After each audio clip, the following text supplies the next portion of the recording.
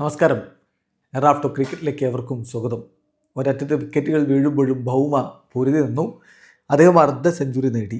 സംഗതിയൊക്കെ ശരിയാണ്. പക്ഷേ south Africa 151 രണ്ടാം ഇന്നിങ്സിലും ഓൾ ഔട്ടായി. ആദ്യ ഇന്നിങ്സിലെ കടം കൂടി കുറക്കുമ്പോൾ അവർക്ക് ആകെ 122 റൺസേ ഉള്ളൂ എന്ന് പറയാം. ഇന്ത്യക്ക് വിജയിക്കാൻ 123 റൺസ് മതി. ഇന്ത്യ സൗത്ത് ആഫ്രിക്ക ആദ്യ ടെസ്റ്റിൻ്റെ 3-ാം ദിവസത്തെ കളി ഈഡൻ ഗാർഡൻസിൽ പുരോഗമിക്കുന്നു. രാവിലത്തെ സെഷനിൽ ഇതാ സൗത്ത് ആഫ്രിക്ക ഓൾ ഔട്ട് ആയിരിക്കുകയാണ്. അവസാനം സിറാജിന് പന്ത് കൊടുക്കാൻ തയ്യാറായി. സിറാജ് 2 വിക്കറ്റ് അങ്ങ് തുടരെ എടുത്തുകൊണ്ട് കളി അങ്ങ് തീർക്കുകയും ചെയ്തു. അദ്ദേഹത്തെ പന്ത് ഏൽപ്പിക്കാൻ ഏറെ വൈകിയില്ലേ എന്നൊരു ചോദ്യം എന്തായാലും ഉണ്ട്. കളിയുടെ ഒരു സിറ്റുവേഷനൊക്കെ വെച്ച് അങ്ങനെ പോയതാവും. എന്നാലും ഇത്തിരി നേരത്തെ 1 ഓവറോ 2 ഓവറൊക്കെ കൊടുക്കാമായിരുന്നു. എന്തായാലും കളി ഇപ്പോൾ ഇന്ത്യയുടെ കയ്യിലാണ്. പക്ഷേ ഈ പിച്ചിൻ്റെ സ്വഭാവം ഒരല്പം ആശങ്ക ഉണ്ടാക്കുന്നുണ്ട്. അത്ര എളുപ്പത്തിൽ നമുക്ക് വിജയിക്കാം എന്ന് ഞാനും കരുതുന്നില്ല. പക്ഷെ നമ്മുടെ ടോപ്പ് ഓർഡർ ബാറ്റർമാർ കൃത്യമായ പ്ലാനോട് കൂടി ഇറങ്ങിയാൽ ഇത് അനായാസം ജയിക്കാവുന്നതുമാണ്. എന്നാൽ ഈ കളിയിൽ ഇപ്പോൾ ഇന്നലെ തന്നെ സൗത്ത് ആഫ്രിക്കയുടെ ഭൂരിഭാഗം വിക്കറ്റുകളും വീണിരുന്നു. നമ്മൾ അവരുടെ സ്കോർ കാർഡ് നോക്കുകയാണെങ്കിൽ ആദ്യ ഇന്നിങ്സിൽ south Africa 159 all out, India 189 all out. രണ്ടാം ഇന്നിങ്സിൽ ഇപ്പോൾ അവർ 153 ഓൾ ഔട്ട് ആയിരിക്കുന്നു. ഇന്ത്യക്ക് വിജയിക്കാൻ 123 റൺസ് മതി.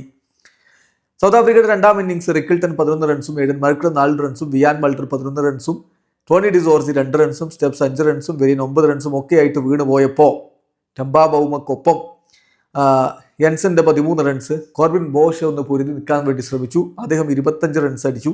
അദ്ദേഹത്തെ പറഞ്ഞു വിട്ടുകൊണ്ട് ബൂംറ ബ്രേക്ക് ത്രൂ നൽകുന്നു. പിന്നാലെ ഹാമറിനെ 7 റൺസിനും കേശവ് മഹാരാജിനെ ഡെക്കിനും പറഞ്ഞയച്ചുകൊണ്ട് കളി അങ്ങ് തീർക്കുന്നു മുഹമ്മദ് സിറാജ്. അപ്പോഴും ഒരു ഭാഗത്ത് മനോഹരമായിട്ട് പോരാട്ട വീര്യം പുറത്തെടുത്ത് 136 പന്തുകളിൽ നിന്ന് 4 ഫോറുകളുടെ സഹായത്തോടെ 55 റൺസോടെ ടെമ്പാ ബൗമ പുറത്താകാതെ നിന്നു. എന്തായാലും ഇന്ത്യക്ക് വേണ്ടി 4 വിക്കറ്റുകൾ ഇന്നലെ തന്നെ ജഡേജ വീഴ്ത്തിയിട്ടുണ്ടായിരുന്നു. 20 ഓവർ 50 റൺസ്, അദ്ദേഹം 4 wicket. Siraj 2 over 2 runs 2 wicket. Kuldeep 8 over 30 runs 2 wicket. ബൂംറയ്ക്ക് 10 ഓവറിൽ 24 റൺസിന് 1 വിക്കറ്റ്. അക്സറിന് 14 ഓവറിൽ 36 റൺസിന് 1 വിക്കറ്റ്. ഇന്ത്യയുടെ പന്തെറിഞ്ഞ ബൗളർമാർക്കൊക്കെ വിക്കറ്റ് ലഭിച്ചിട്ടുണ്ട്. അതോടൊപ്പം ഒരു കാര്യം കൂടി, ഇന്ന് ഗില്ലിൻ്റെ കാര്യത്തിൽ ആശങ്കപ്പെടുത്തുന്ന ഒരു അപ്ഡേറ്റ് BCCI നൽകിയിട്ടുണ്ട്.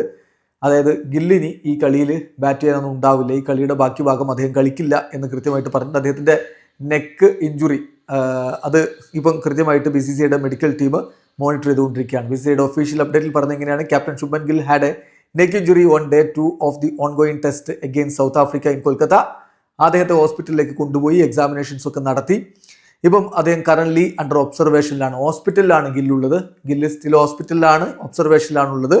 അദ്ദേഹം ഈ ടെസ്റ്റിലെ ബാക്കി ഭാഗം കളിക്കുകയില്ല. He will continue to be monitored by the BCCI medical team എന്ന് ഒരു ആശങ്കയുടെ ഒരു അപ്ഡേഷൻ നൽകിയിട്ട് 2ാം ടെസ്റ്റ് ആകുമ്പോഴേക്കും നായകൻ സുഖം പ്രാപിച്ച് കളിക്കാനെത്തട്ടെ. വീഡിയോ അവസാനിക്കുന്നു. ക്രിക്കറ്റ് ലോകത്തെ കൂടുതൽ വിശേഷങ്ങളുമായി റാഫ്റ്റോ എത്താം.